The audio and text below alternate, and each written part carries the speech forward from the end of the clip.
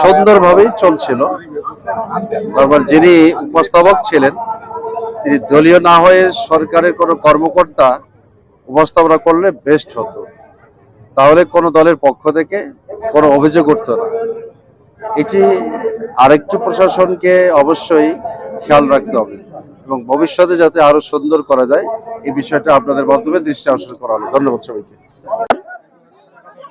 উপজেলা প্রশাসন কর্তৃক যে নির্ধারিত কার্যসূচি ছিল সেই কার্যসূচির মাঝখানে ডোমার-ডিমরা নীলফামারী 1 আসনের মাননীয় সংসদ সদস্য জনাব মৌলানা আব্দুস সাত্তার মহোদয় উপস্থিত হয়েছিলেন এবং যথারীতি আমরা তার নাম ঘোষণা করেছি।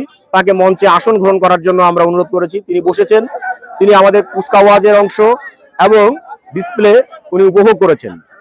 এর পর্যায়ে পুরস্কার বিতরণীর পর্যায়ে এসে কিছু দুষ্কৃতিকারী মহান স্বাধীনতা দিবসের অনুষ্ঠান ভুন্ডুল করার জন্য উত্তেজিত হয়ে আজে বাজে ভাষায় গালিগালাজ করে এবং বলতে থাকে যে এখানে প্রধান অতিথি হিসাবে এমপি মহোদয়ের নাম ঘোষণা করতে হবে, কিন্তু তার নাম প্রধান অতিথি হিসাবে স্ক্রিপ্টের মধ্যে ছিল না। এখানে শুধু সভাপতির নাম স্ক্রিপ্টের মধ্যে ছিল।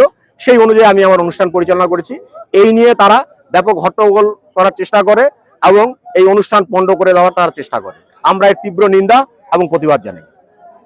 মহান স্বাধীনতা ও জাতীয় দিবসের যে অনুষ্ঠান, ওখানে সামান্য একটা অপ্রীতিকর ঘটনা ঘটে রাজনৈতিক দুটি দলের মধ্যে। আমরা চেষ্টা করেছি যে এটা যাতে শিশুরা এখানে যেহেতু আছে তাদের কথা বিবেচনা করে কোনো ধরনের এসকালেশন না হয়, আইন শৃঙ্খলার অবনতি না হয়। আমরা দ্রুত পরিস্থিতি নিয়ন্ত্রণে নিয়েছি। আশা করি এই জিনিসটা আর বাড়াবাড়ি হবে না। ডোমারে যে আইন শৃঙ্খলা পরিস্থিতি পরিবেশ, রাজনৈতিক পরিবেশ ভালো থাকবে।